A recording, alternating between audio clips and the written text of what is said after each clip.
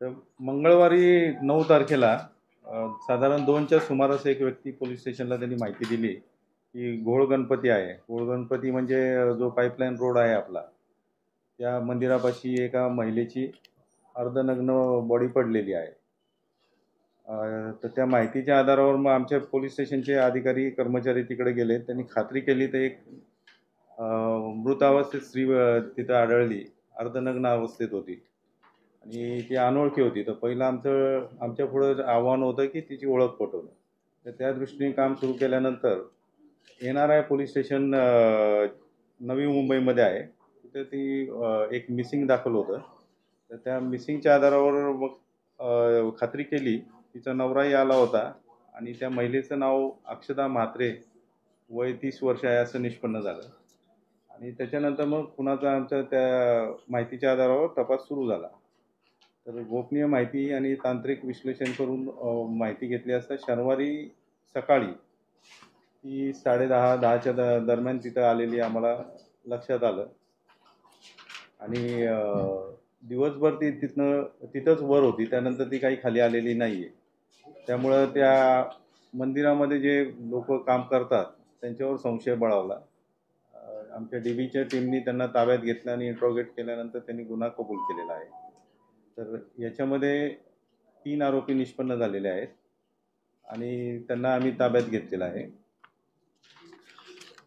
ही जी मृत महिला होती, त्यानंतर जे तपास झाला त्याच्यामध्ये असं लक्षात आलं की मृत महिला घरामध्ये काहीतरी घरगुती वाद झाल्यामुळे घरातून निघून आली होती आणि या मंदिरामध्ये गेली होती. शनिवारी ती दिवसभर तिथंच थांबली होती आणि हे जे आरोपी लोक आहेत त्यांनीच तिला जेवण दिलं होतं, सकाळी पण आणि संध्याकाळी पण.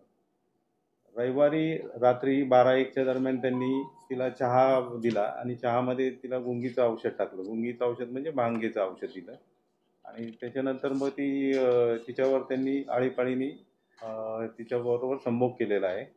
आणि त्यानंतर ज्यावेळेस ती शुद्धीत आली त्यावेळेस ते काय झालं त्यावेळेस कळालं. त्यावेळेस तिने मोठा प्रतिकार केला आणि त्यावेळेस त्यांनी तिला गळा आवळून आणि डोक्यात दगड मारून मारलेला आहे. तसंच लाथाबुक्याही तिला मारल्या. तर साधारण 4 ते 5च्या दरम्यान ही घटना घडली रविवारी पहाटे.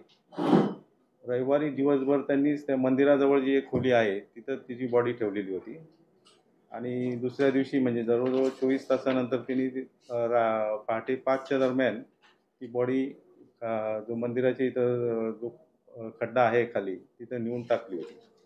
तर जो व्यक्ती आम्हाला खबर दिला तो त्याच्या मिसेस मंदिरामध्ये दर्शनासाठी गेला होता. त्यावेळेस त्याला ती निदर्शनास आली आणि त्यानंतर आम्ही 3 पथकं तयार केली होती तपासासाठी. मलिक साहेबांचं एक पथक होतं, संकेत शिंदे आणि महेश काळे यांच्या आधिपत्याखाली 3 पथकं करून तपास केला. तपासात पहिल्यांदा आम्ही त्या बॉडीची ओळख पटवली आणि त्याच्यानंतर इंट्रोगेशन करून तांत्रिक पुरावे गोळा करून हे 3 आरोपी ताब्यात घेतलेले आहेत. आरोपींनी गुन्ह्याची कबुली दिलेली आहे. तर ते 3 आरोपींची नावं आहेत श्यामसुंदर शर्मा, संतोष कुमार मिश्रा आणि राजकुमार पांडे. तर हे 3 हा श्यामकुमार शर्मा आहे तो राजस्थानचा आहे आणि मिश्रा आणि पांडे हे UPचे आहे.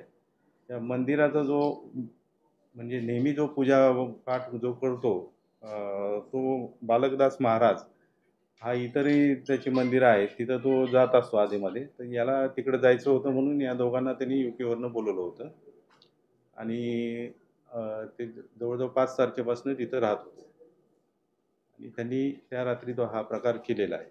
तर हा जो तपास केलेला आहे तो त्याच्यामध्ये माननीय CP साहेब आशुतोष डुमरे साहेब, सहाय्यक पोलीस आयुक्त ज्ञानेश्वर चव्हाण साहेब, अप्पर पोलीस आयुक्त विनायक देशमुख साहेब, तर उत्तम कोळीकर ACP साहेब आणि सिनियर PI संदीपान शिंदे साहेब यांनी मार्गदर्शन केलेलं आहे आणि तपासात महत्त्वपूर्ण भूमिका बजावलेली आहे. आमचे 3 पथकाचे जे प्रमुख आहेत महेश काळे, अब्दुल मलिक आणि संकेत शिंदे हे अधिकारी आहेत. तसेच हवालदार वसावे, राठोड, पवार, पाटील, आव्हाड, नंतर पोलीस नाईक बोराडे, खाडे, सोनावणे आणि माळी यांनी या तपासात तपास करून हा गुन्हा उघडकीस आणलेला आहे.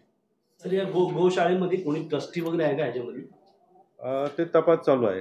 आणि ह्यांची पार्श्वभूमी काय सर, श्यामसुंदर आणि अजून तरी काही गुन्हेगारी पार्श्वभूमी काही मिळालेली नाहीये, पण त्या अँगलनी पण आमचा तपास चालू आहे. हे जे आरोपी अटक करण्यात आलेले आहेत त्या ठिकाणी काय करत होते नेमकं? ते देखभाल, मंदिराच्या देखभालीसाठी जो मुख्य महाराज आहे त्यांचा तिथला ओरिजिनल जो बालकदास महाराज आहे,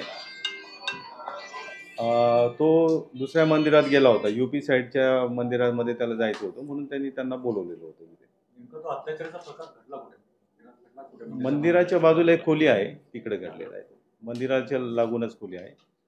त्यानंतर रविवारी दिवसभर बॉडी तिथंच ठेवलेली होती, म्हणजे लोक येत जातही होते, पण त्या साईडला कोणी गेलेलं नव्हतं. जो मेन आहे बालक जे आहे मेन काय नाव काय म्हणाल? नाही, बालकदास महाराज हे म्हणजे पुजारी आहेत तिथले आणि देखभाल करतात ते सगळे. हे तिकडचे नाही आहेत का तिघं पण? नाही, हे यूपीचे आहेत 2 जण आणि एक राजस्थानचा आहे. तर यांच्यामध्ये गुन्हे दाखल आहेत का? नाही आहेत गुन्हे आतापर्यंत काही निष्पन्न झालेले नाही, पण त्या अँगलने आम्ही आता तपास चालू आहे आमचा. अजून तरी काही निष्पन्न झालेलं नाही. हो, तिकडच तपास चालू आहे, पण अजून तरी काही कळालेलं नाही. किती दिवस झाले यांना इकडे येऊन? हे साधारण 5 तारखेला इथं आलेले.